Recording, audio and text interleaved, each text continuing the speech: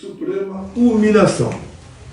Eu tenho 70 anos de idade, fui presidente da República por 4 anos, nenhuma denúncia sequer de corrupção contra o meu governo. Momentos difíceis, como a pandemia, a guerra Rússia-Ucrânia, tivemos a crise hídrica enorme aqui no Brasil, e mesmo assim nós bem direcionamos a nossa economia.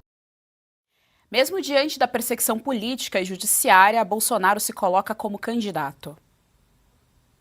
Enquanto, apesar de tudo que está acontecendo contra mim, sou o candidato. Não passa pela minha cabeça indicar um outro.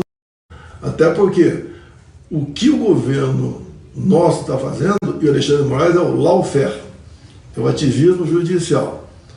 Eles começam a tirar do jogo político as pessoas que poderão ganhar do outro lado. Não é um processo normal. Eles querem, de vez, me tirar do jogo político do ano que vem. Eu sou o único aqui no Brasil, segundo pesquisa, que pode ganhar do Lula. Os outros ficam na margem de erro ou perdem para ele. Nas palavras de Bolsonaro, a ditadura está avançando no Brasil. Covardia. Covardia de um togado. Covardia. Até porque há poucos meses, na questão do passaporte, o Paulo Gonet, que é o chefe da Procuradoria da República, deu parecer contra a apreensão do passaporte do Eduardo, dizendo que o que estava fazendo no Estado era lícito, e agora passou a ser ilícito. Por quê? Porque a ditadura está avançando no Brasil. Eles me acusavam de dar um golpe desde quando assumi o governo em 2019. Para analisar esse fato que marca a história do nosso país, talvez nos últimos 20 anos, é o momento onde a liberdade de expressão se encontra encurralada de uma maneira extremamente forte. Nós temos, claro, os melhores comentaristas políticos conosco, começando então pelas damas. Marina Helena hoje conosco. Boa tarde, Marina Helena. Seja muito bem-vinda ao Jornal da Oeste. Boa tarde, Geisiane. Boa tarde, Serrão. Boa tarde a todos que nos acompanham. E conosco também o nosso grande mestre Jorge Serrão. Serrão, boa tarde. Seja muito bem-vindo ao Jornal da Oeste. Saudações, Marina, saudações, Geisiane, e vamos falar da suprema humilhação que pode se transformar em uma suprema derrota, sobretudo para o Brasil. Marina, a gente quando estuda a história do nosso país sempre lembramos do AI-5, anos tenebrosos do nosso país no que diz respeito à liberdade de expressão, perseguição política. A gente está agora no AI-13, tem essa dobradinha STF, PT, perseguição política, tá então as falas do Bolsonaro, que hoje teve a PF em sua porta e está nesse momento de tornozeleira eletrônica. Então, teoricamente, ele já está preso porque não existe meia liberdade.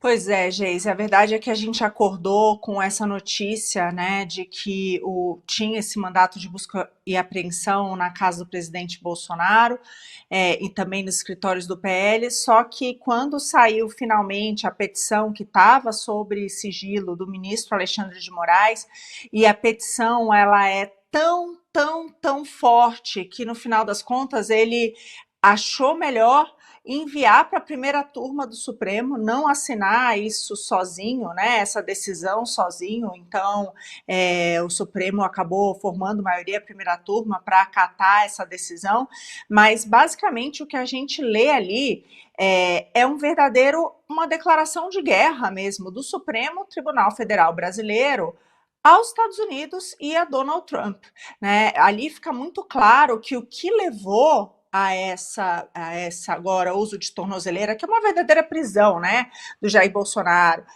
a seu impedimento de se comunicar, de utilizar redes sociais, de falar com o filho Eduardo Bolsonaro, é o mesmo inquérito em que estava Eduardo Bolsonaro. E esse inquérito ele se baseia de que é um crime, né, você incitar outro país a abrir uma guerra contra o seu país. É isso que eles estão alegando, que Jair Bolsonaro e Eduardo Bolsonaro simplesmente incitaram o governo americano, como se o governo americano pudesse ser assim tão facilmente manipulado manipulado, né, contra o nosso país. Olha o absurdo a que chegamos. E eu queria só ler um trecho para mim que dessas 47 páginas da petição é o mais marcante e escancara essa guerra do Alexandre de Moraes agora contra os Estados Unidos, dizendo que está a favor da soberania brasileira. Ele coloca o seguinte: é um princípio inflexível da Constituição brasileira a independência do Poder Judiciário em defesa da Constituição brasileira. E a história desse Supremo Tribunal Federal demonstra que jamais faltou coragem aos seus membros para repudiar as agressões contra os inimigos da soberania nacional. Democracia e Estado de Direito, sejam inimigos nacionais, sejam inimigos estrangeiros. E quando a gente olha a petição, ela é inteira embasada nisso. Tá ali todas as postagens de Eduardo Bolsonaro, tá ali a carta do Trump, né, a imposição das tarifas. Então eles estão criando, o que o Supremo traz nisso aí é como uma narrativa de que simplesmente para inocentar Jair Bolsonaro, ele e o seu filho foram até os Estados Unidos e utilizaram ali o governo de Donald Trump para impor sanções no Brasil e fazer tudo aquilo que a gente está recebendo. Agora, eu nunca vi na minha história, e eu falei isso mais cedo, e eu repito isso, né? Falei no Oeste com elas, eu nunca vi tamanha arbitrariedade.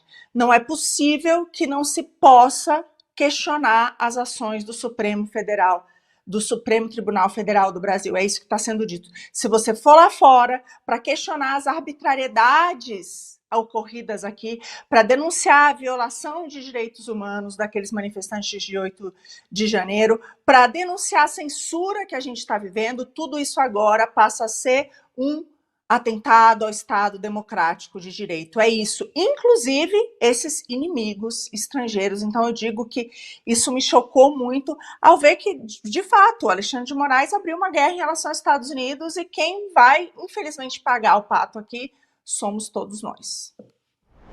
Você gostou desse conteúdo? Então compartilhe, dê o seu like, não se esqueça, viu? Aqui no canal da Revista Oeste tem muito mais.